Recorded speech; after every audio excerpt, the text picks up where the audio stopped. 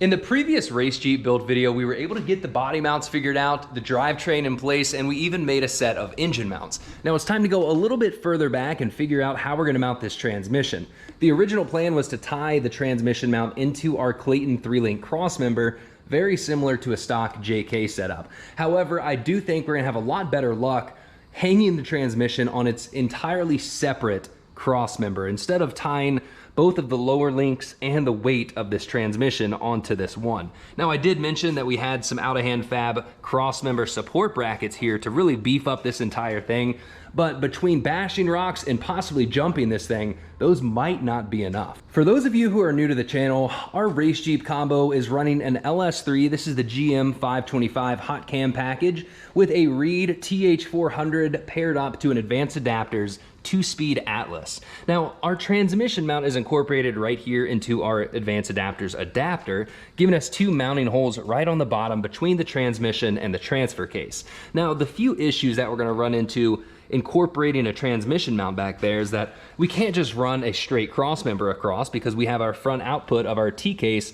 clearly right in the way. So typically, you would just run a bushing with tabs on each end of the frame, piece of tubing across, and make a mount for the transmission. Now what we're gonna have to do to make sure we have plenty of room for here is actually bend this down following the contour of our Clayton crossmember and then go straight across the bottom and do the same over on that side so we have plenty of room for our front drive shaft.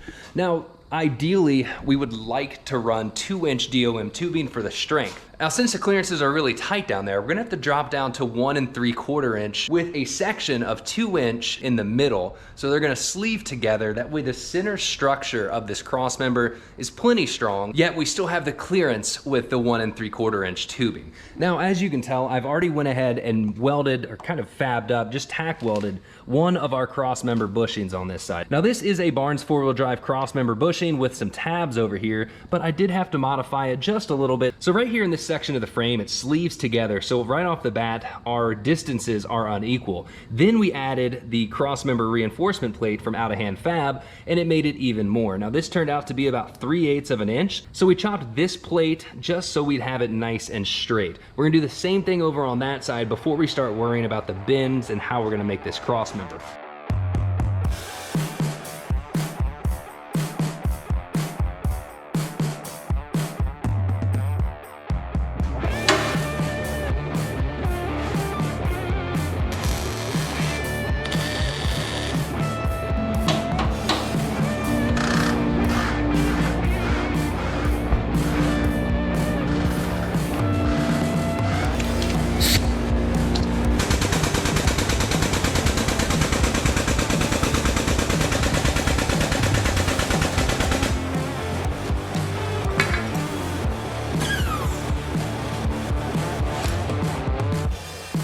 Beautiful. So it looks like 20 degrees is exactly the bend that we need to make. So what I did there, when you're bending tubing, you usually have to overshoot in order for the metal to spring back where you want it. So in our case, I bent it to 25 degrees, let off, and it settled right at 20. We're gonna go ahead and do the exact same thing on the other side.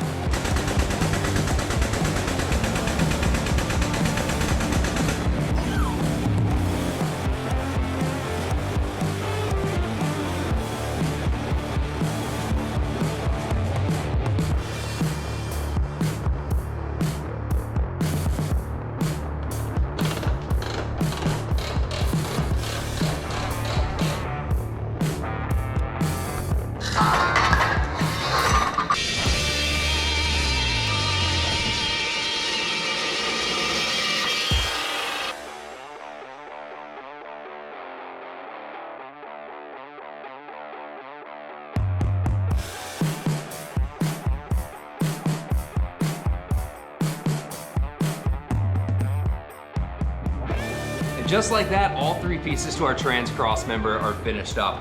Both the side sections, the 1 3/4 bent and notched sections, I had to run this through the belt sander just to bring down the outside diameter just a little bit and remove the mill scale. That way it fits nice and snug. Not snug, it's actually it's a little bit easier going in now. When I first tried, you almost had to hammer it in. But this is our 2-inch section, the center section, that has 2 holes for plug welds as well. So what we're gonna do is just simply slide this in on both sides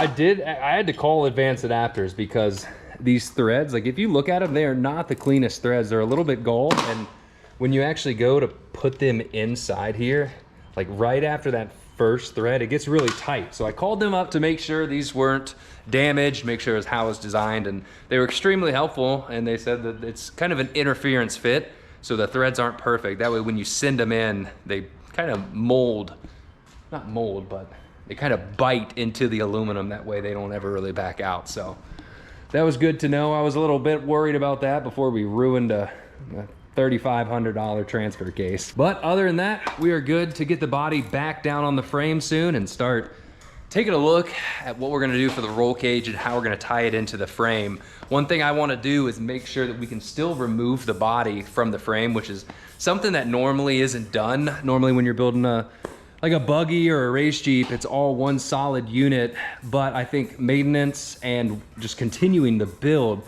it's gonna be a lot easier if we can detach the roll cage and body from the frame, so we can, you know, work on the Jeep similar to this. If we ever have to do frame repairs, or, you know, come in here and add more bracing, or, you know, just inspect the welds, it's a lot easier to pop the body. So that's gonna be a little bit difficult, trying to figure out how to make the cage removable while still being extremely strong, but we still have some time to think about that.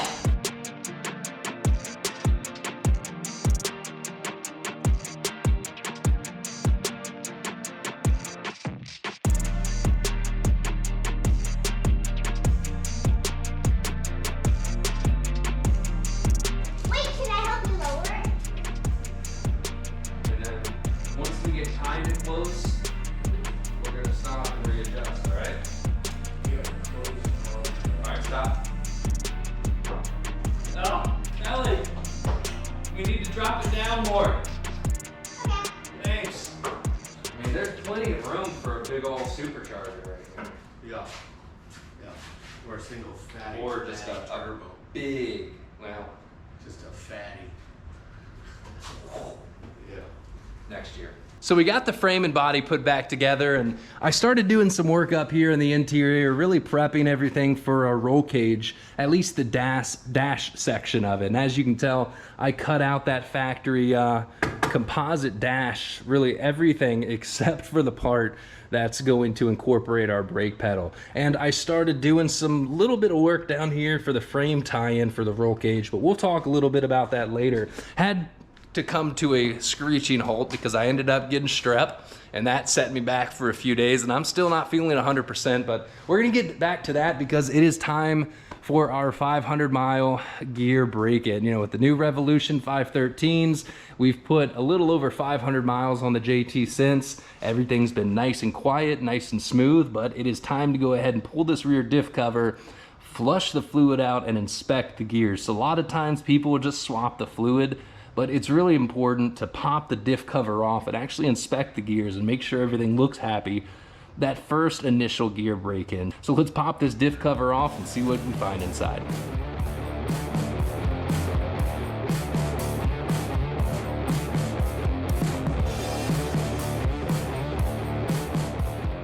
When we pop the diff, we're looking for a few things. First, the oil quality. As long as it's not completely burnt, that's a good sign. Secondly, we're gonna check out our metal shavings. In my case, we had a little bit, but it wasn't like overflowing on the magnet, and there were no chunks. So during the break-in, you're gonna get metal shavings just from the gear, kind of removing that first tiny little layer, and you can actually see it here on the gear set. So now is a good time. Wow, that's not gonna work.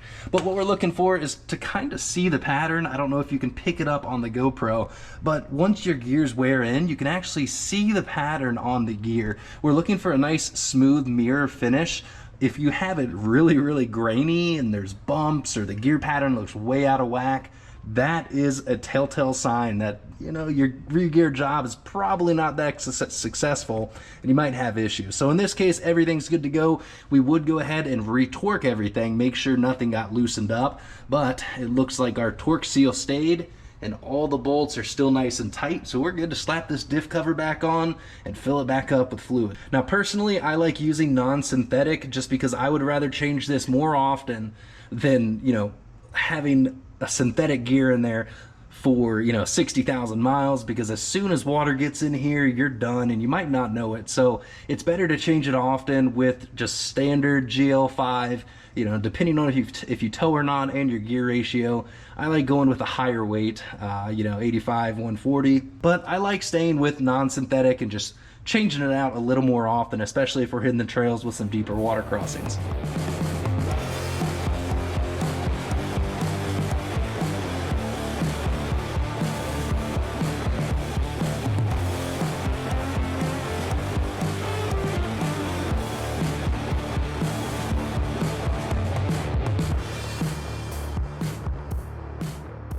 So the Gladiator is all good to go. With aftermarket gears, it's extremely important to do the break-in procedure. It's something that you don't want to skip. But the engine and transmission, the cross member is done. All we have left to do is wait for our flex plate to come in. We got our fancy TCI torque converter in here. We'll open that up and take a look at it in the next video, or once the flex plate comes in. But speaking of the next video, it is time to go ahead and do a custom back half kit on this. That way we can continue working on the roll cage, because we need to know where the termination point for the rear part of the cage is gonna be before we start building it. So that is going to be it for this video, guys. And of course, we're gonna finish off with a Jeep trivia question. Random page, random question right here. All right, which is the first name of the owner of Willys? Don, Frank, Hank, or John? Let me know down in the comments, and this time we're gonna pick a winner. If you answer the question right, one of you guys is gonna win a $25 gift card to either Barnes 4-wheel drive or Off-Road Elements. Like always, thanks for watching, guys. Please give the video a thumbs up, subscribe to the channel, and I'll see you guys next week.